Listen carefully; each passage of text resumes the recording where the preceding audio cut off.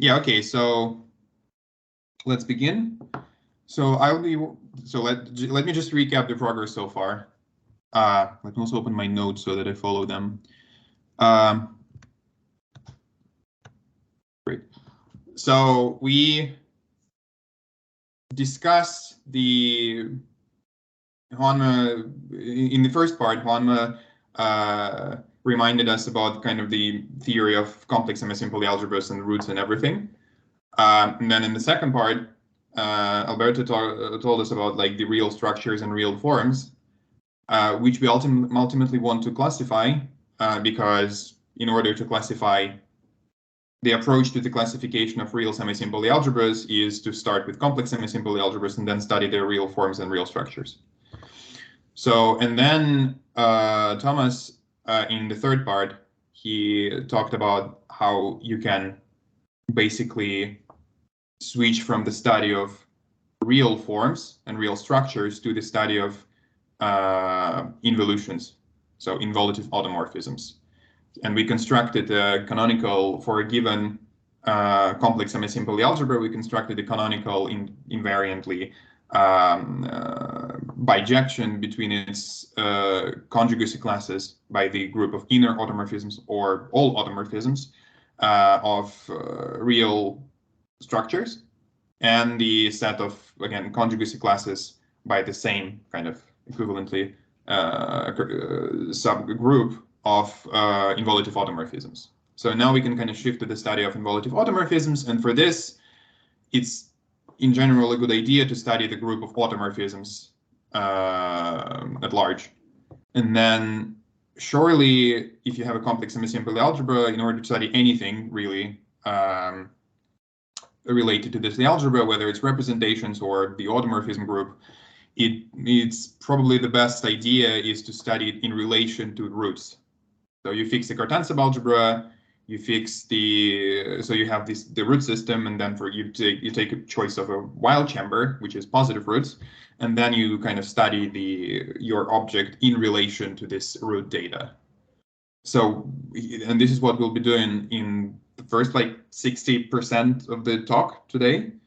And then in the remaining part, we'll discuss this in the context of one particular example of SLNC.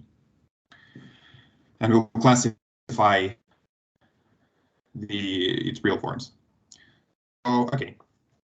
So let me start by, so we have G complex semisimple algebra of rank R. At the beginning, I'll divert a little bit from Onishchik's exposition. Ultimately, it will be the same, but I want to give it in a slightly more general context at the beginning to kind of structure everything more neatly. And I also changed some notation, but then when we discussed it in Stuttgart, at least with Thomas and Juanma, no one really seemed to object, because some of his notation is horrible and kind of stands out from other notation, which is more standard. So, okay, so I want to draw a huge diagram here for automorphisms and inner automorphisms and how it relates to the root system. So I'll do it in 3 steps. But before I do this, we need to discuss the automorphism group of the root system and the automorphism group of the Dynkin diagram and the Weil group, and how the 3 objects are related to each other. So let me first make an agreement that the inner product on my, so we have B, the killing form,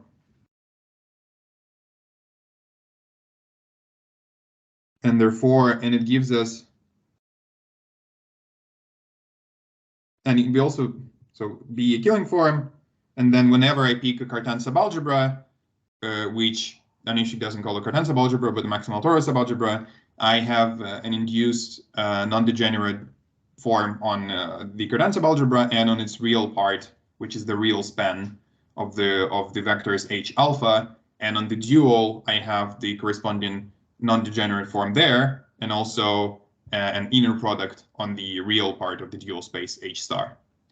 So I'll do this a bit later, but now let me just say that, so if H, I'll be calling it H, hopefully no one objects, is a Cartan subalgebra,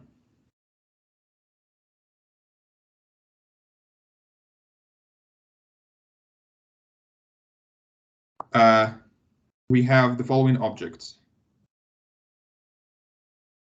So we have the automorphism group of the root system, which is by definition, let's say T, so it's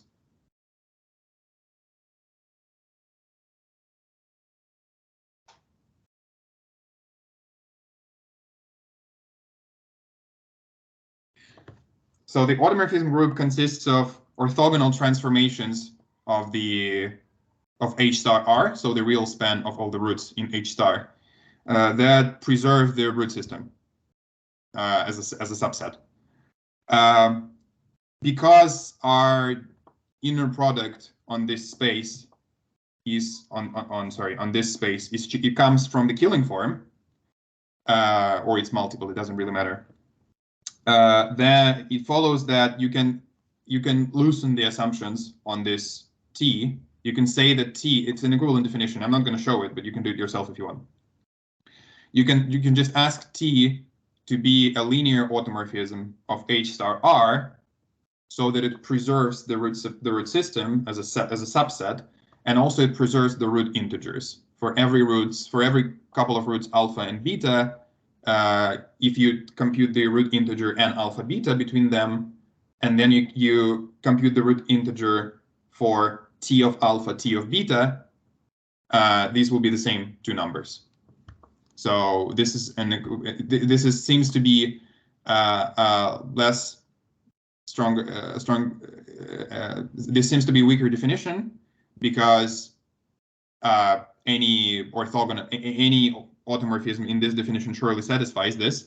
But if your inner product comes from the Killing form, then these definitions are equivalent. So just bear in mind that there are these two definitions, and we'll use it at some point. Okay, so we have this. And then we also have the while group, which we let me know that either as W or W of delta. You can pick yours, whatever you prefer, which is a subgroup, which is a normal subgroup. You can surely check that any reflection in any root is an automorphism of delta in this definition. So it means that the while group is a normal subgroup of the automorphism group of the root system. It's normal because if you have a reflection in the root alpha, and then you conjugate this reflection by some automorphism T, then this will be a reflection in the root T of alpha. Okay, so I want to remind you that this actually, so we have the following kind of short exact sequence of groups.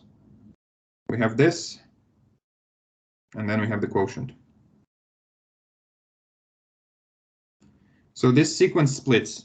In order to split it into a semi-direct product, you have to pick, you have to make a choice of positive roots. So pick delta plus in delta.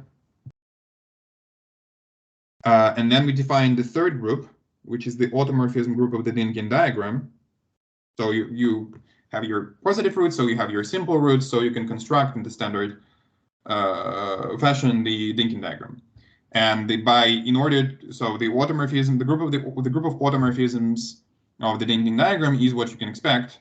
It's just graph automorphisms that preserve all the data which you have in the Dynkin diagram, which is, for example, if you have an edge which consists of 2 or 3 edges, then this has to be preserved, and also the direction of the edge has to be preserved. Alternatively, you can describe it as the group of those permutations of simple roots which preserve the Cartan integers, which is the Cartan matrix, right? Now this is the same.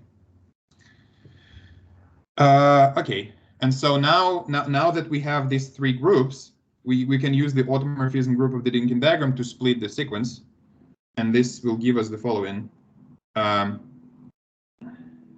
decomposition, and we'll be using it today.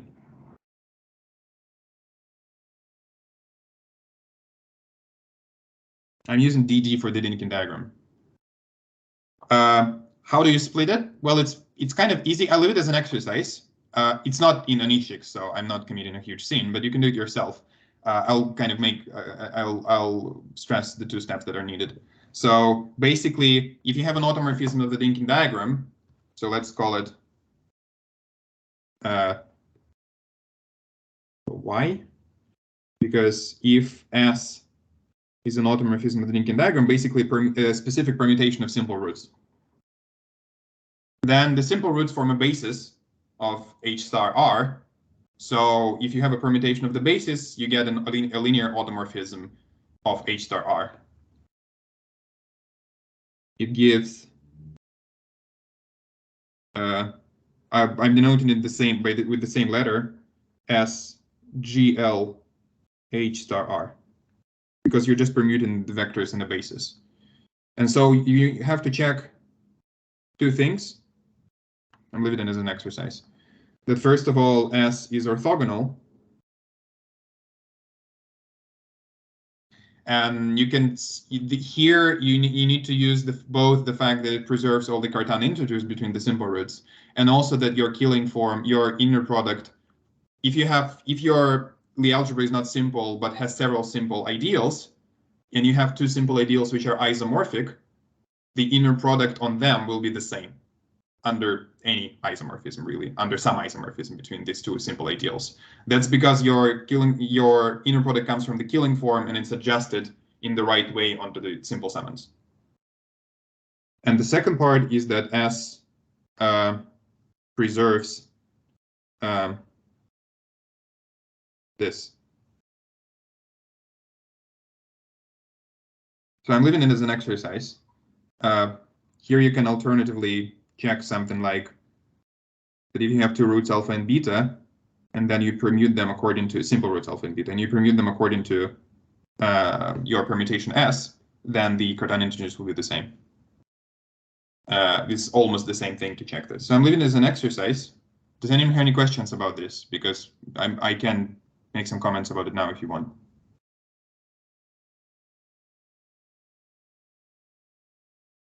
Okay. Yeah. So sorry, I didn't understand the statement of what you want to prove. We have my statement is that, so I have this map from the automorphism group of the Dynkin diagram to the automorphism group of the root system, which is defined like what I just explained here. So you take you have a permutation of simple roots, which satisfies certain properties. It preserves the Cartan subalgebra.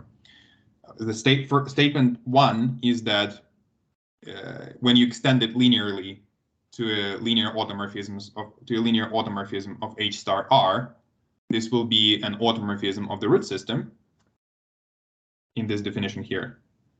And statement two is that now, okay, so now you have the automorphism group of the root system, and then you have two subgroups of it, the while group and the automorphism group of the Dynkin diagram. The statement is that this is the semi-direct product. So. Okay, yeah, okay. Let me stress it here. Well, it's pretty simple because they don't intersect, because you have, if you have some, basically what this amounts to, this preserves the set of positive roots. This permutes the automorphism group of the Dynkin diagram, any element of it, permutes some positive roots within them and negative roots within them.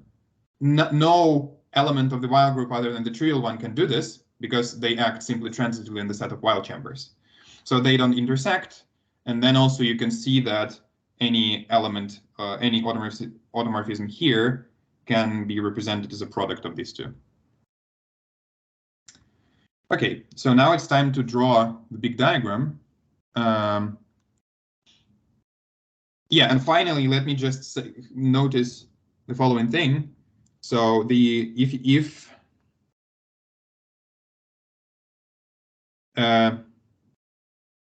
if G is simple, then the automorphism group of the linking diagram, which is our main object of attention today, is very simple. It's often trivial. So it's S3 in the specific case that the root system is D4, because it looks like this. And you can see that this is a graph which has an S3 group of symmetries. It's Z by 2Z if, let me think, if delta is AN or E6 or Dn, then n is not 4, and it's trivial otherwise. You can just, it's very easy to see just by looking at a set of all possible linking diagrams. Okay, so it's often trivial. Otherwise, it can have 2 elements or 6 elements, and that's pretty much it. So it's a very small finite group, which is often trivial. Okay, let's start to draw the diagram. So I'll be going back to it in the future. So let's start with just, I need to, right. So let's start with if we don't choose even if we don't make a choice of a Cartan subalgebra, we have these 2 groups, and the group of inner automorphisms is the connected component of the identity of the group of all automorphisms, because this is semi-simple algebra. Now we pick Cartan subalgebra H, and we have a bunch of new groups. So we have, let me just draw it and then I'll explain the whole thing. So I have to move it a bit.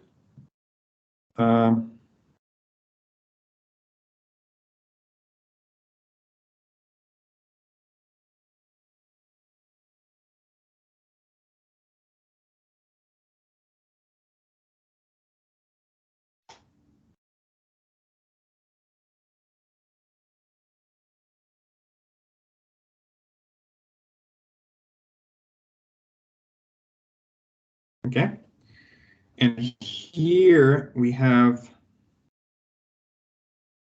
the same thing,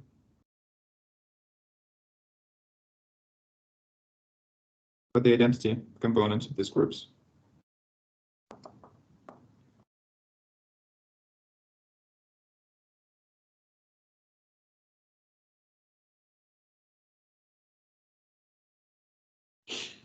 Okay, and here we have inclusions. So N and Z mean the normalizer and the stabilizer respectively. H is the Cartan subalgebra, N is the nilpotent subalgebra of positive root subspaces. This means that we take those automorphisms that normalize both H and N, so they act on H and they act on N. Yeah, that's it. Sorry, now, does this is the intersection, or not necessarily? No, it can be. It's smaller, right, than the intersection of the normalizers. So, sorry, can you repeat your question, please? Yeah, the one in the middle, this the normalizer of the of H and N in out G. Yes, so this is of course you take the normalizer of H and you take the normalizer of N and then you intersect them. It's the same, right? It's the same. It's the same. Like, well, to normalize H in itself, I'm not asking it to normalize H plus N. I want to normalize H in itself, but also N in itself. So that's why it's the intersection. You have to normalize H and you have to normalize N. So this is the intersection. But I was asking if it's the intersection of the normalizer of H in out G and the normalizer of N in out G. Yes, this is the same. This is the intersection, I think. Well, because an element normalizes in out G, normalizes H, and also normalizes N, if and only if it normalizes H, and also it normalizes N. Isn't it just a tautology? Yeah, maybe. Yeah. Yeah, I think this is I think this is literally the same thing. So I think this is an intersection. A statement which is less trivial, but I think it is true. I'm not going to. So I let me just drop it. I think that this Lie group, this normalizer, Alberto, which you're just talking about, you can simplify it to just this.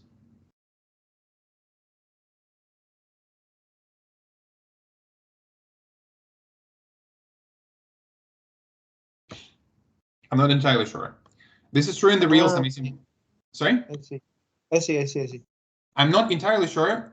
It's true in the real semisimple case, where you have there you take the respective normalizers not in the whole automorphism group, but in K, which is the normalizer of A. But the thing is that, sorry, you're taking the normalizers in K, then it is true.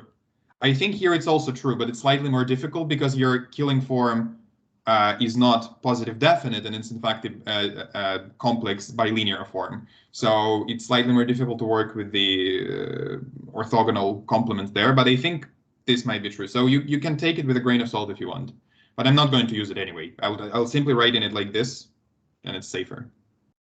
Yeah, okay, fair enough. Thank you. And also note that I can also consider the following thing. I can consider, so remark, remark number 1. You can also consider the centralizer in odd G of both H and N, but this is trivial. It's a very easy exercise. So there's no need to.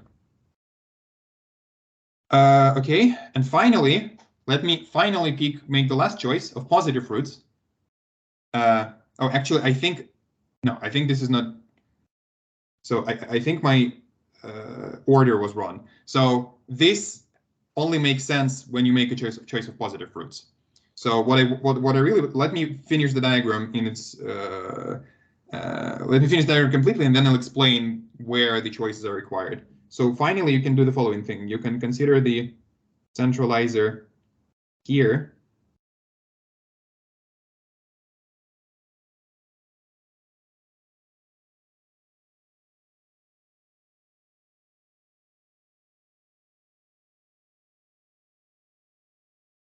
Sorry.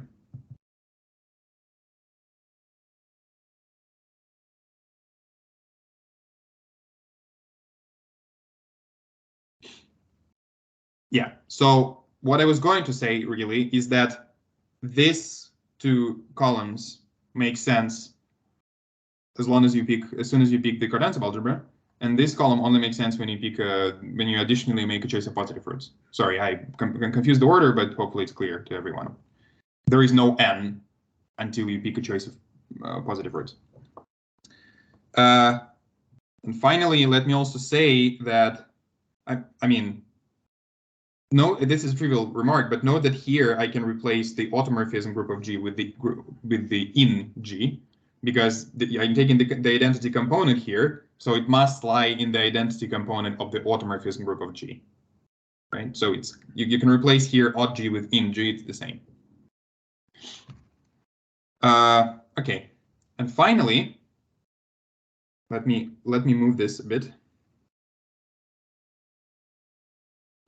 Finally, I have the, let me just briefly scroll back. I have the automorphism group of my root system, which we know now decomposes as, I'm changing the order on purpose, as this symmetric product. how is it connected, related to to all of them? Remember that we have a morphism which we constructed, I think, in the first lecture, from here to here. Maybe it was discussed at some point. And this, I'm calling it phi. I'm slightly diverting from the notation of Onishchik because he only discusses this morphism when it's restricted here. But this phi looks as follows. Let me just remind you that phi sends, sorry. Okay, phi sends big phi, takes an element in the normalizer of H and sends it to the following. So you restrict it to H. You even restrict it to HR, I think. Then you take its dual, and then you take the inverse. And the only reason to take the inverse so that it's a left action, so that's a group homomorphism, not a group anti-homomorphism. This was the construction is pretty simple, and this is a group homomorphism from to a finite group.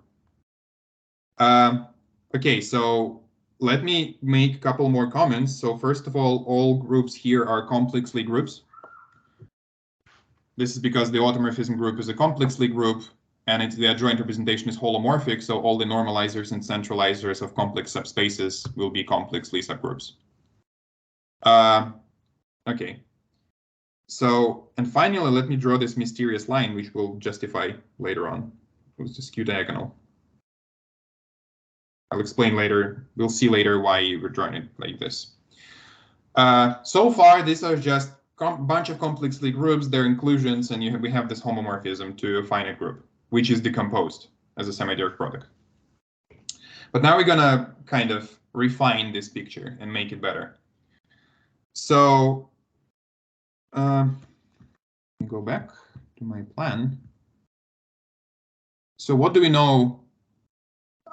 Finally, let me make the following remark. So let me explain how I'm diverting from the notation of Onishchik.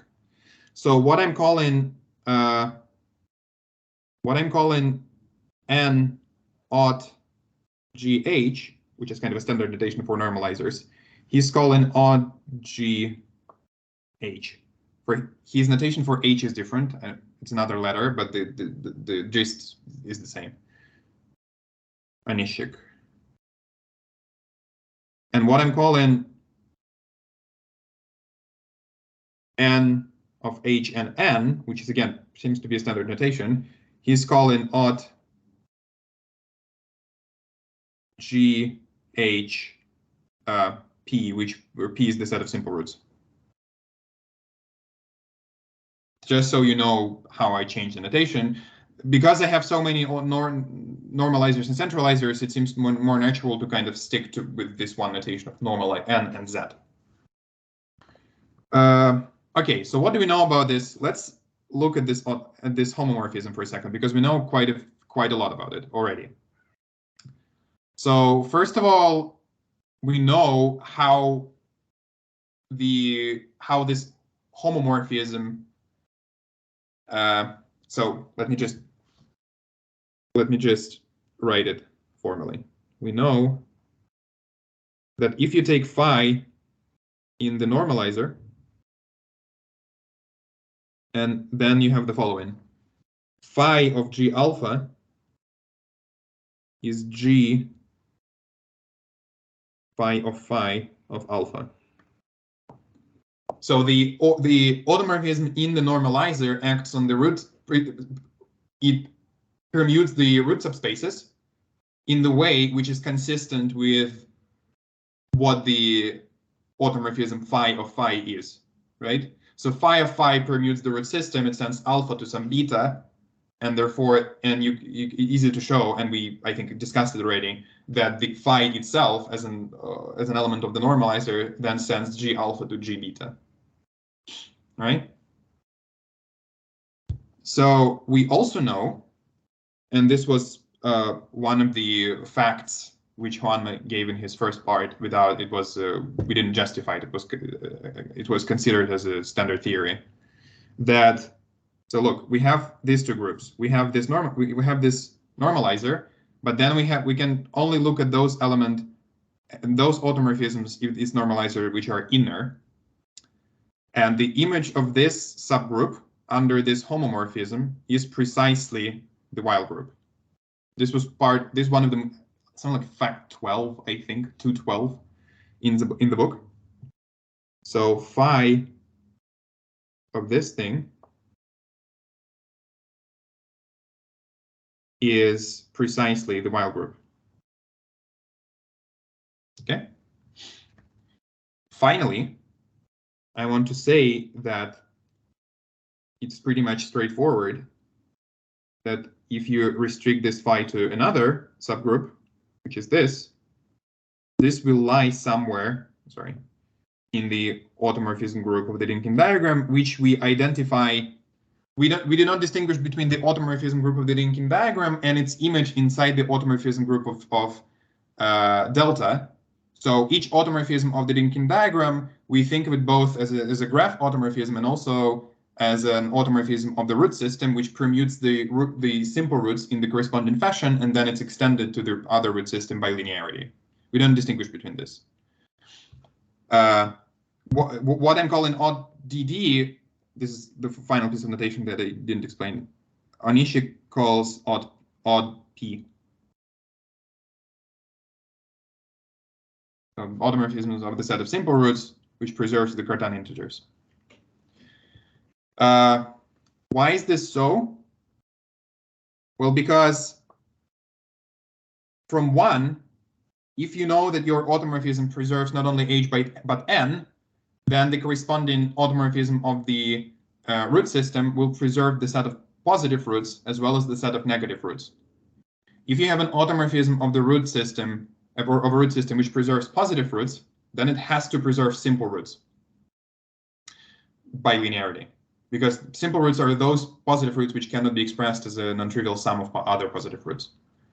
And therefore, it will give you a permutation of simple roots which will preserve the Cartan integers, which is an automorphism of the Dynkin diagram by definition, right?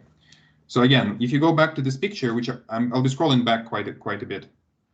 So you have this.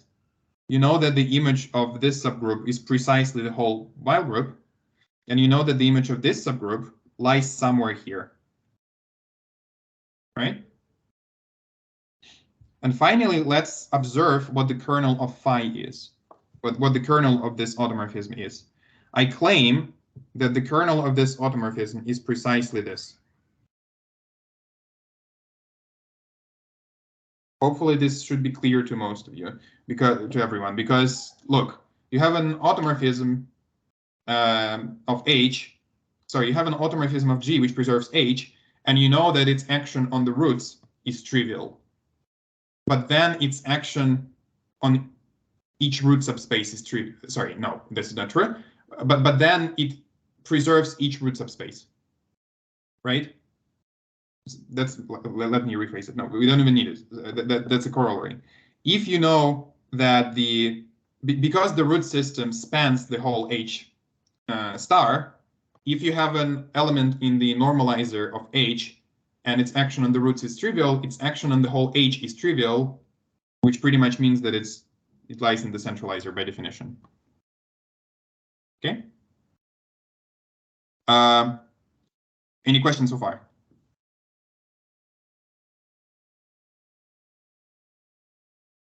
Okay.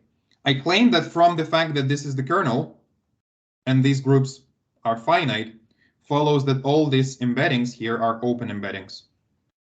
We're simply talking about different Lie groups which share the same connected component of the identity, which is this. Why so? Because the quotient of this by this is the image of phi, which is a finite group, which means that this is an open subgroup here of finite index, right? And here we are taking, well, this group is by construction the connected component of the identity of this group. So this is also an open subgroup here. So this is an open subgroup here, and therefore any other inclusion in this square 3 by 3 is an open embedding. Again, so we're talking about the Lie groups which share the same Lie algebra, and they're just kind of open subgroups of each other in a way. Okay. Okay. And finally, let me make a note. No, it's not 4, so it's just observation. So the observation is that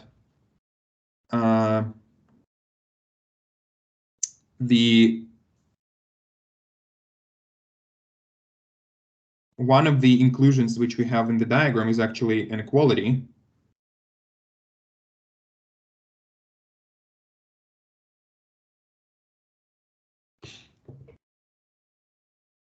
Let me go back to the picture because I think it's clear in the picture. This inclusion is an equality. Why? Because look, the image of this guy, so this group lies both here and here.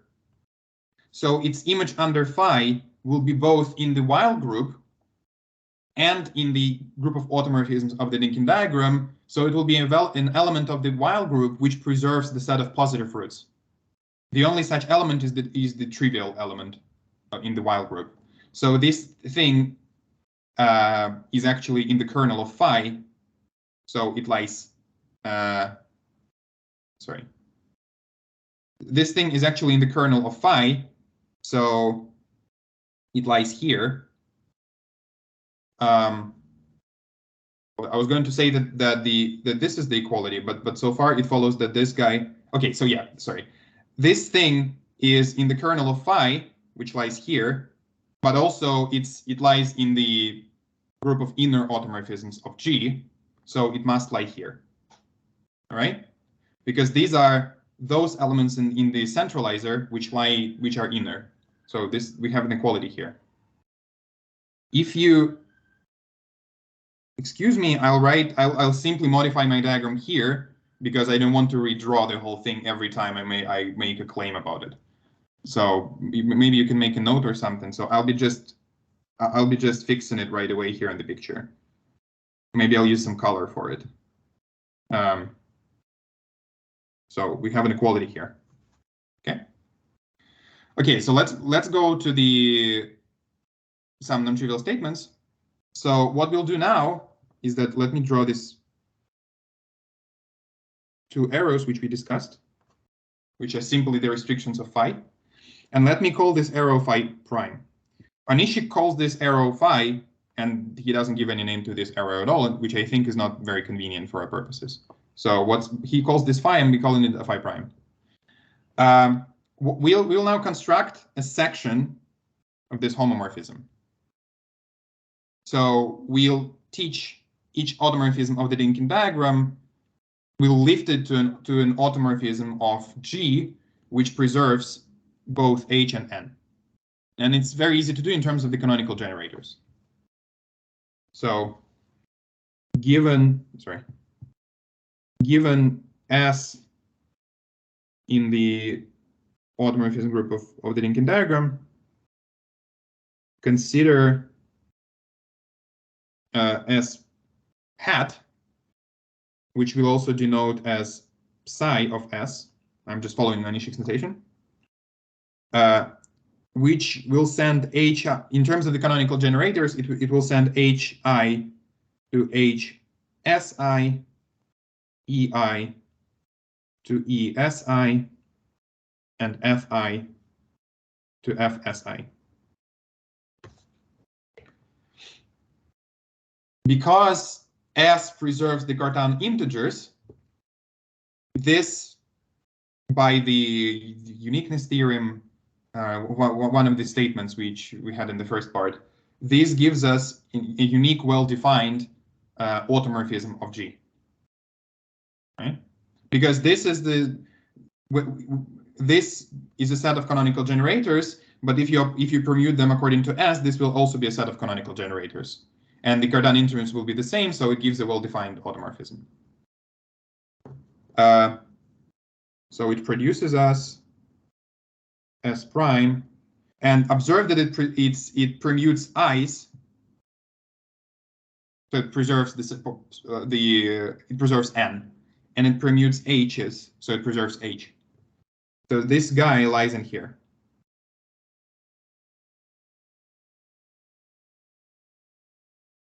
Okay. And we call F by psi this map.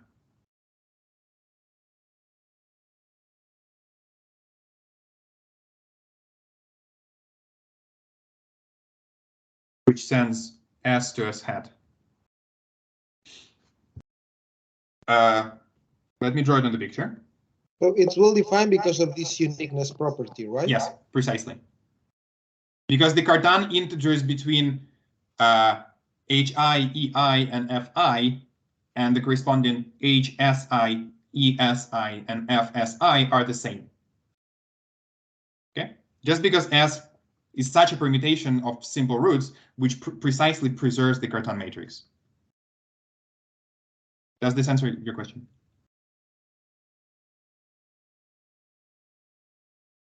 Okay, I assume it does, right? So let me just draw it in the picture, this map. And I mean, you can easily see that this map is a group homomorphism. If you apply another permutation, it will give you by uniqueness just the composition of these two elements in the normalizer. So we have this map which goes in the inverse direction. Claim, which let's call it proposition 1, just for references. Proposition 1. Psi is a section of phi prime. That is, if I take psi and then I compose it with phi prime, which is the same as phi because phi prime is the restriction of phi, this is the identity of this.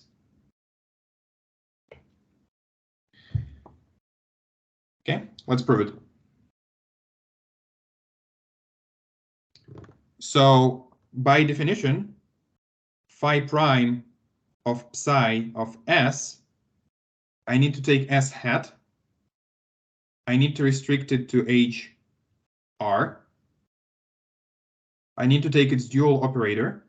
And finally, I need to take the inverse. Right? So we need to show that this is the same as just S as a permutation of simple roots. That is, we want to show, let me just apply the inverse to both parts, that this thing is the same as S inverse.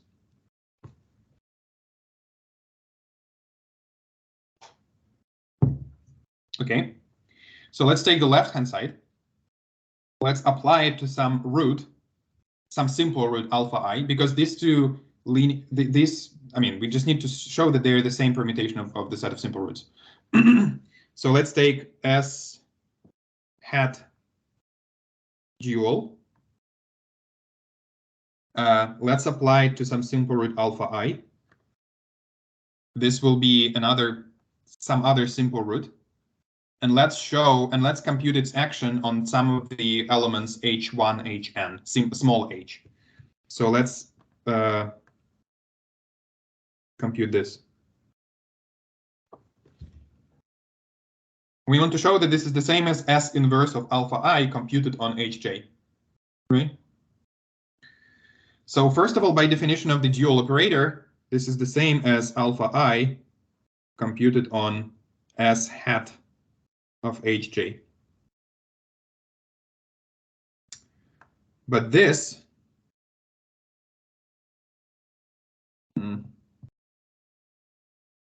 is the same as alpha by construction of S hat. This is the same as H of Sj, alpha I of H Sj. By definition of Cartan, rather by definition of this vectors, by the definition of this vectors H small hi, this is the same as the Cartan integer between I and Sj. This is the Cartan integer between the ith root and sjth root, pretty much by definition. And because S, the permutation of simple roots, which is S, preserves the Cartan integers, this is the same if I apply to both indexes S inverse, which will be S inverse A and here J. This is because S preserves Cartan integers. And S inverse, of course, also preserves the Cartan integers. But then we just go in the opposite direction, and this is the S inverse of alpha I, which is some simple root, computed on Hj. And this was to be proven. Any questions here?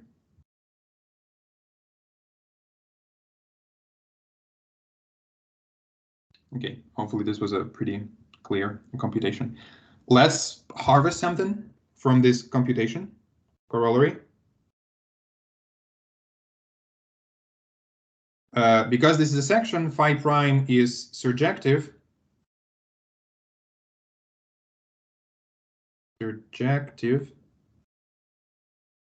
And, well, psi is injective.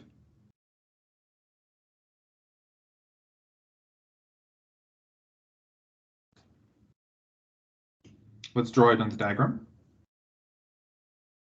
This guy is surjective, this guy is injective. But look, now we have this homomorphism. If you're restricted to this, it is surjective on the wild group. If you're restricted to this, it is surjective on the automorphism group of the Dynkin diagram. But these two subgroups, they span the whole automorphism group of the root system. So this map is surjective as well. Every automorphism of the root system comes from some element in the normalizer of H in the automorphism group of G. Let me just repeat it here. Phi is surjective.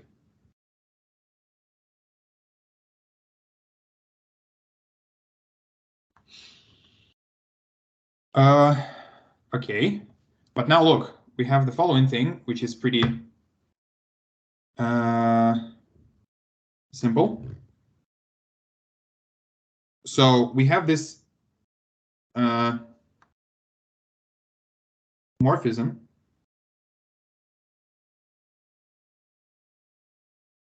phi prime, which we now know is surjective. And we know that its kernel is the centralizer. And we've just constructed a section. So this short exact sequence of groups splits the semi-direct product. Therefore, this guy is just the semi-direct product of the centralizer and the image of psi. Let me write it in terms of the internal notation for the semi-direct product, so this will be the image of under psi of the automorphism group of the Dynkin diagram. So these are all S little hat, where S runs through the group of all automorphisms of the Dynkin diagrams. Okay. In my notes, I have this noted with little stars, so apparently I'll have to refer to it later. So let me just write it like this. Okay, proposition 2. Any questions so far? So basically, yeah, sorry. No, it's okay. Yeah.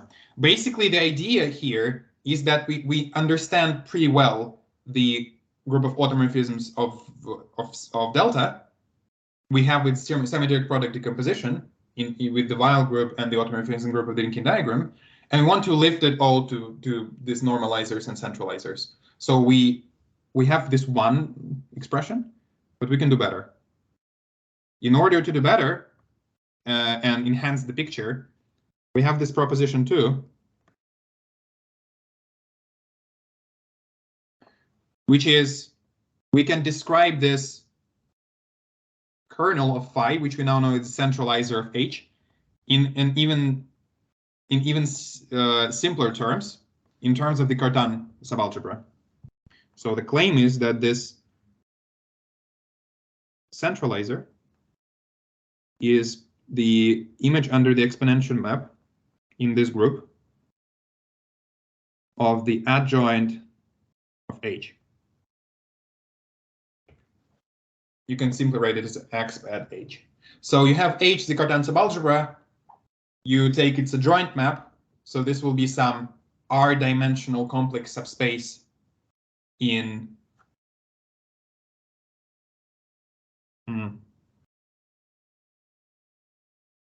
GLG, or rather, you can enhance it, but in SLG, in the derivations, it doesn't matter. And now we apply the exponential map. And so it will be some complex abelian Lie subgroup in the group of automorphisms, and we claim that it's precisely the centralizer. Okay. So let's prove this.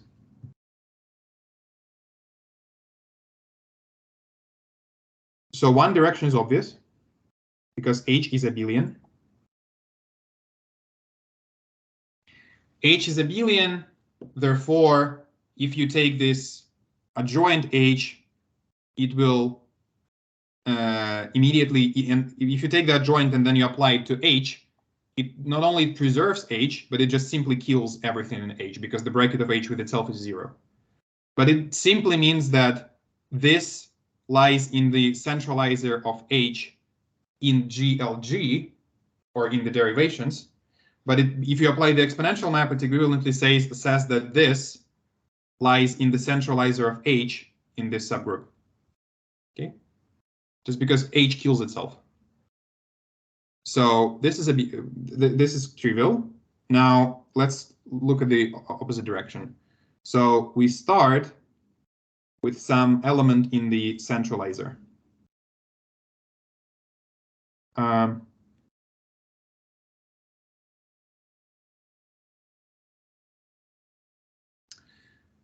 We know that its action on the roots is trivial, because it is in the kernel of phi, because this is the kernel of phi.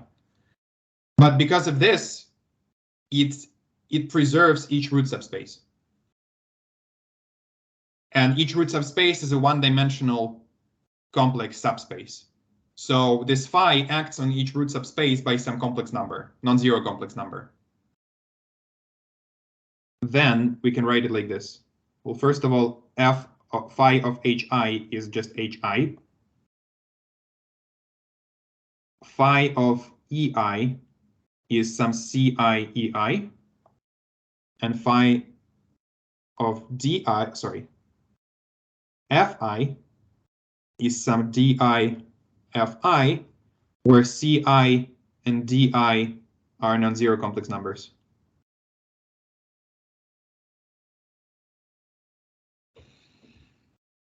We also know that these are canonical generators. So we have this SL2 relation, EIFI is just HI.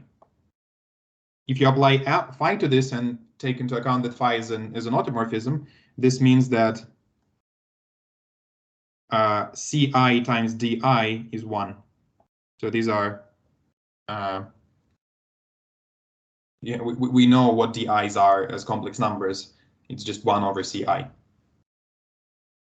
All right, now let's construct an element in this image of the exponential map, whose action on G will be precisely that of phi, and then we'll win.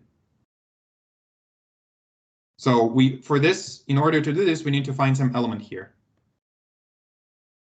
So we need to find some element in H, really. Take the following thing. H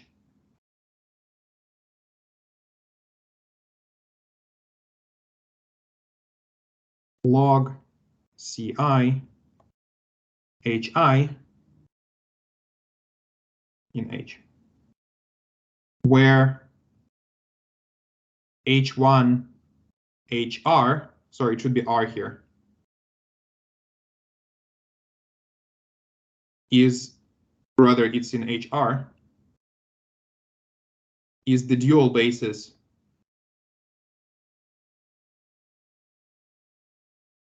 of alpha 1, alpha R in H star R. So we take an element,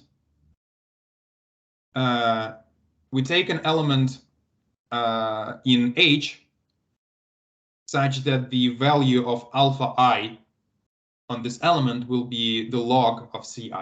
That's it. You can see that the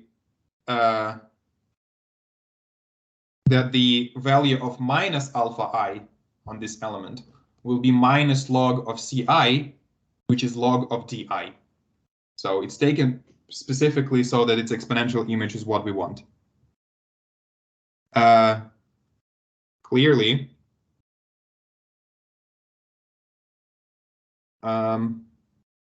if you take, so we have alpha I of H is Ci, therefore the exponential image let me just write it as exp. I can also write it as add H, add in G. Well, this is the exponential image in the linearly group, so this is just the exponent. Sorry, let me move it a little bit. If I take this exponential image and I compute it on EI, this will be simply e to the power of log Ci EI, which is precisely Ci EI.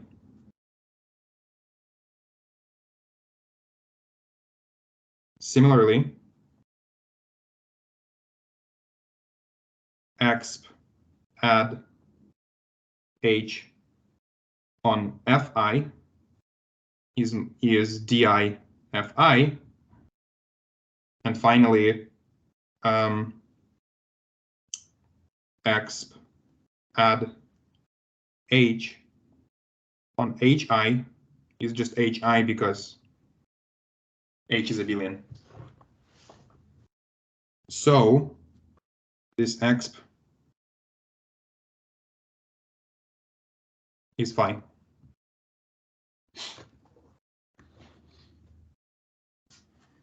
Any questions so far?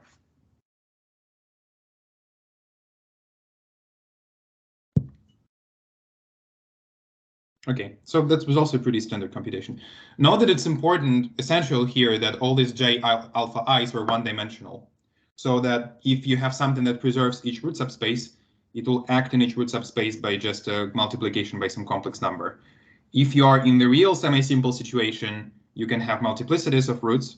So you will no longer have this simple description with just multiplications by some non-zero numbers. You can have some, if you have a two-dimensional, for example, a root subspace, you can have a rotation there instead of just dilation.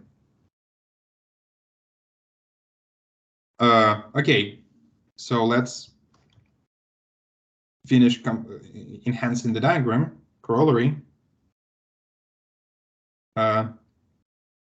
This group, this centralizer, is the image under the exponential map of some subspace of some subalgebra H, or rather odd H. So it's connected.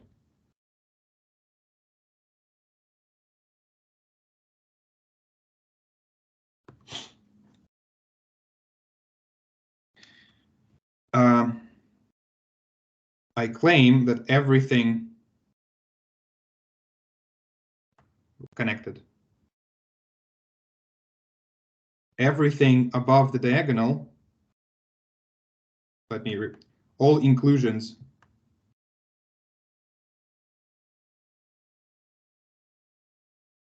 above the skew diagonal, which I drew in the beginning,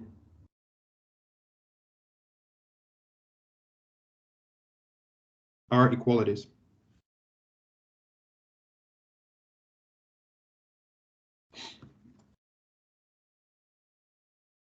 Sorry for scrolling so much.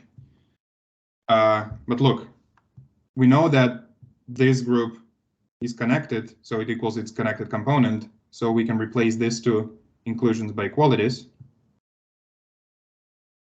And we also know that all these groups share, they are just open embeddings, open subgroups of each other, so they share the same identity component. But the identity components in the columns are written here. So these three guys also coincide because they're all connected. I should have drawn this earlier, but so basically we have everything above this diagonal is the same subgroup. And the only non-trivial inclusions are here. And of course here. You still have one. Yes? You still have one more equality, right? Oh, sorry, yeah. Yeah. Yeah, this kind of follows from other equalities. Sorry. Yeah. It's really beautiful. Yeah, okay, thanks. So yeah, in the real semi-simple case, it's slightly worse. So for example, if I'm not mistaken, this is no longer the case, this equality and this equality as well. But in the complex semi-simple case, it's very nice. And let's finish by saying that, so we know, let me write it symbolically here. We know that this inclusion is comes from a semi-direct product, right? We know that this group is the semi-direct product of this and this under psi. It was proposition 1. I also want to note that, so let's formulate this proposition 3.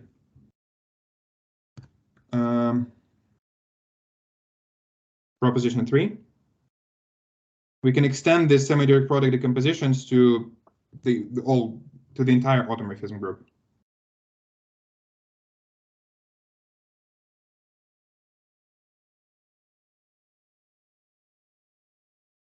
Which is pretty much what we wanted. That was the final goal.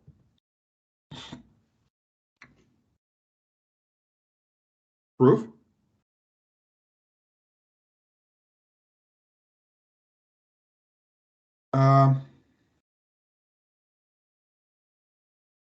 It follows from. Right. This psi map was injective? Yeah, right? Yes, it was, because it was a section of the. Yeah. Okay. Perfect. Yeah. Yep. I am seeing it in the screen. Okay, thank you. Mm-hmm. So I claim, let me think for a second.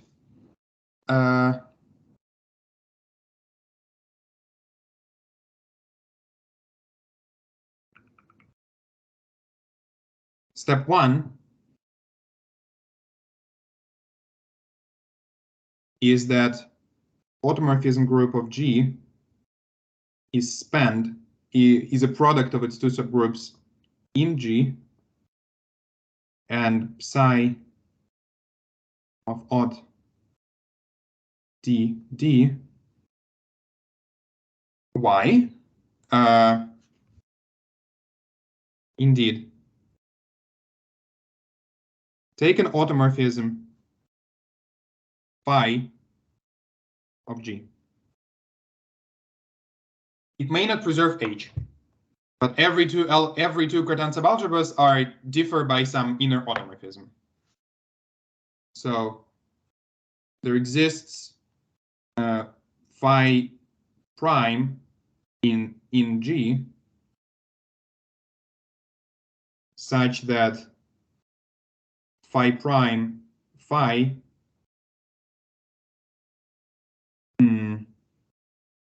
lies here.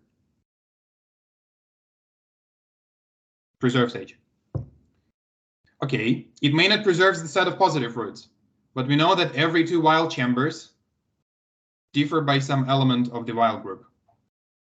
And the Weil group is the image of, so let me write it like this. Consider big phi of this thing. It's some element in the, it's some automorphism of the root system. It may not preserve delta plus. Maybe.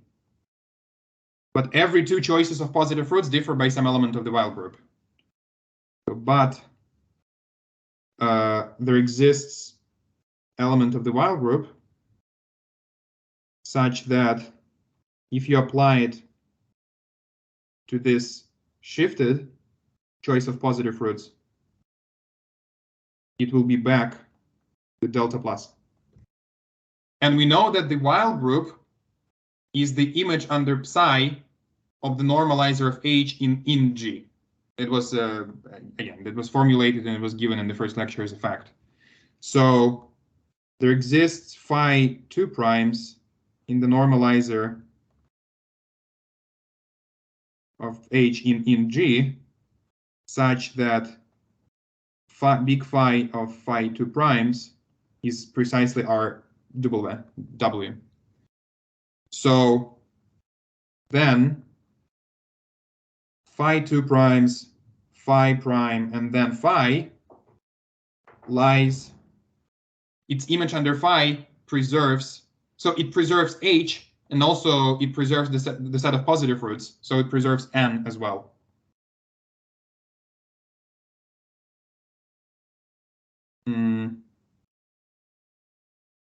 Hn, right?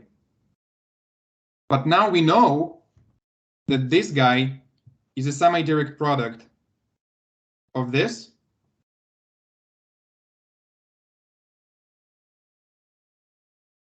and what we want.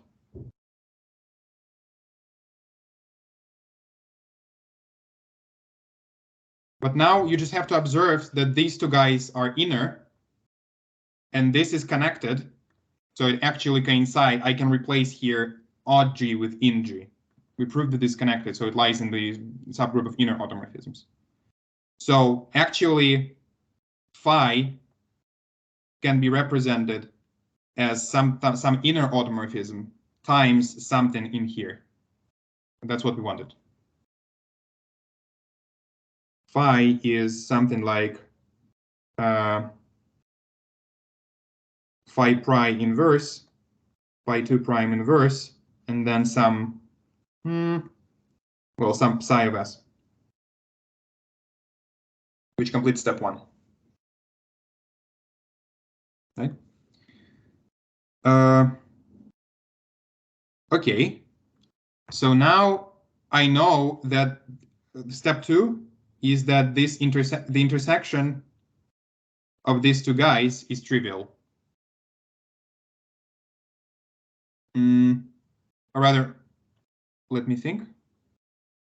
Oh yeah, that's pretty much it. So step 1 is that we can represent it in this way, and then step 2 is to observe that their intersection is trivial, because let me write it.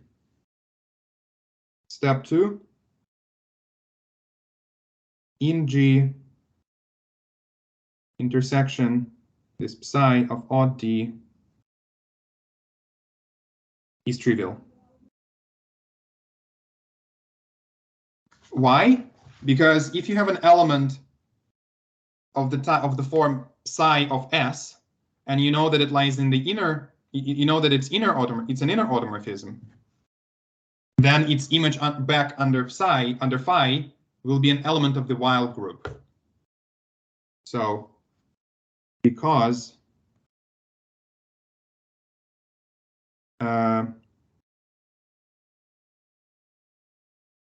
this intersection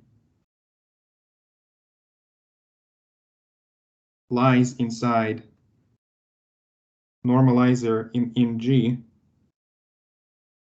of H and N, And under phi, this goes to identity. The intersection will be an inner automorphism which normalizes both H and N. And as we discussed, under phi, this will give you a trivial automorphism of the root system. But it cannot be trivial because it's of the form, because this is injective, because psi is injective. So if you have an untrivial S automorphism of the Dynkin diagram, and then you consider it as psi of S, then it cannot lie in here, because otherwise, if you send it back by phi, it would be a trivial automorphism, the root system, whereas S is non-trivial. Okay. This is step 2. Well, in step 3 is, well, in G is normal. So there you have it. So this decomposition, you have two subgroups, they do not intersect. One of them is normal, they generate the whole thing. So your entire group decomposes as a semi-direct product.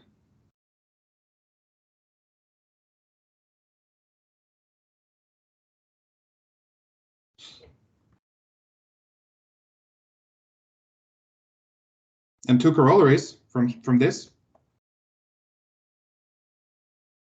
One is the outer automorphism group, which is by definition odd G by in G. Well, this is just, it's isomorphic to the automorphism group of the Dynkin diagram. That's trivial. But 2, we can complete it. So let me just write it here, and then it's one more semi-direct decomposition in our diagram.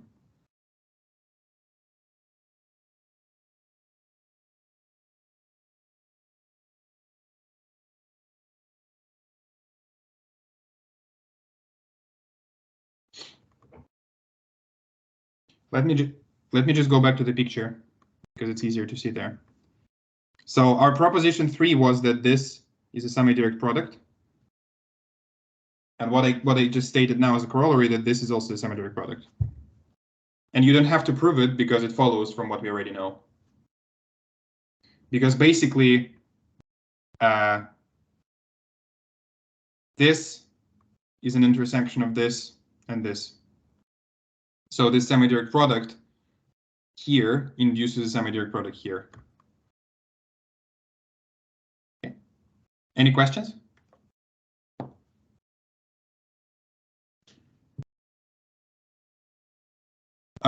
Okay, so this was the part, pretty much the whole part about the how the automorphism group is related to the roots.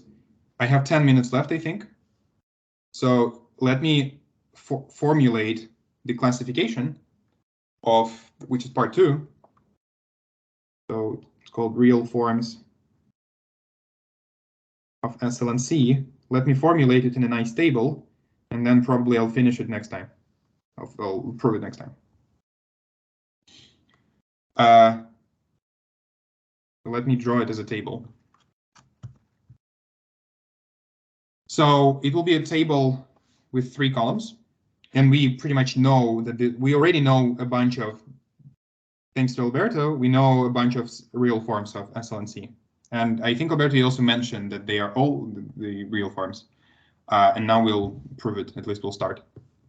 So our table will be like this: real form,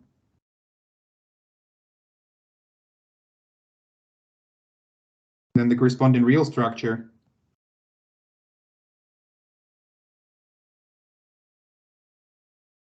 and then the corresponding involution. Because remember from what Thomas explained, there is a one-to-one correspondence between real structures and involutions. So let's start with SUN. So again, G is SL and C.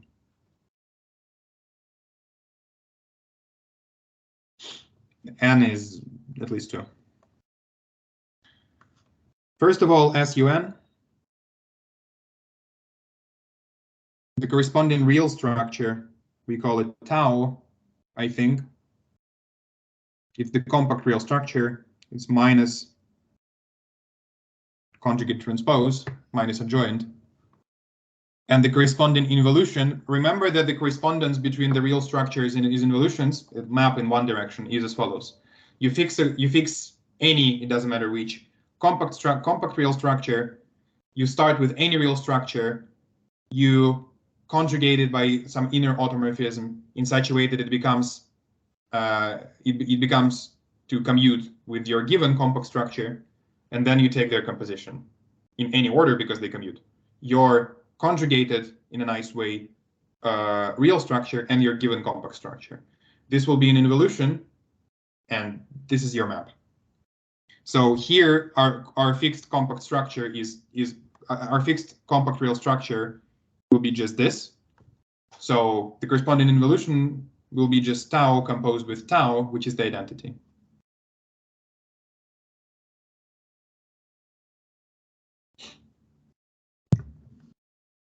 Remark here that this is a compact one.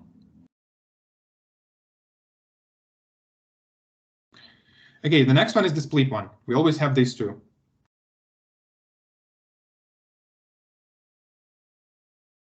The corresponding real structure is, hopefully everyone can see, this is just conjugation. And the corresponding involution we call the while involution. Well, you just compose, you already know that this commutes with this. There is no need to change anything, you just compose them to get the corresponding involution. Well, and clearly this will be just minus x transpose. This is the while involution. So this is split, and the corresponding involution is the while involution. We know all this. Right. We also have this SU-PQ. Here we agree that P is, okay, let's vote. So Onishchik and also Jorgen and a bunch of other people, they usually denote it as P is less than or equal to Q. For example, you have SU1N. I prefer to write it in the opposite order so that we have the bigger and then the smaller. So I would write SUN1. Let's vote for what we'll be writing here. I vote the other way around. Which is? Less or equal than Q. Oh no, Juanma?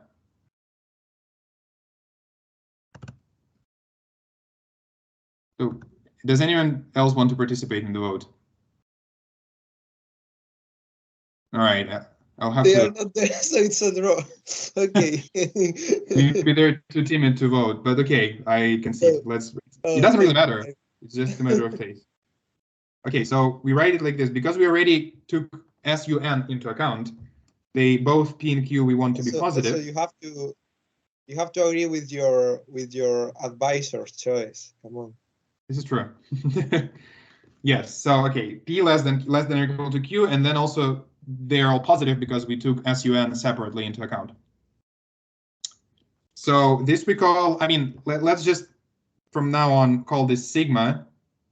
So this sigma, we will notationally not distinguish between them in the table. I'm sorry about that, but this is, I think, what Onishchik does.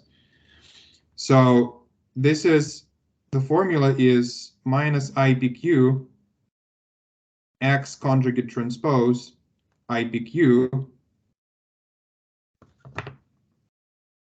where IPQ is a matrix where you got minus identity and then identity, and then you have P and Q here. So the corresponding involution, theta of X, is you can see that these guys, I think, commute. So you just compose them. So this will be IPQ X IPQ of X. Oh no, that's it. You can rewrite it as follows. It's just the adjoint of IPQ applied to X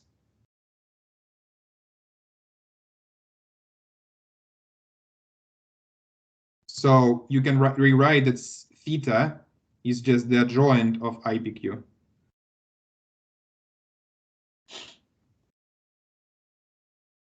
Okay. And the last one comes from quaternions. Sorry.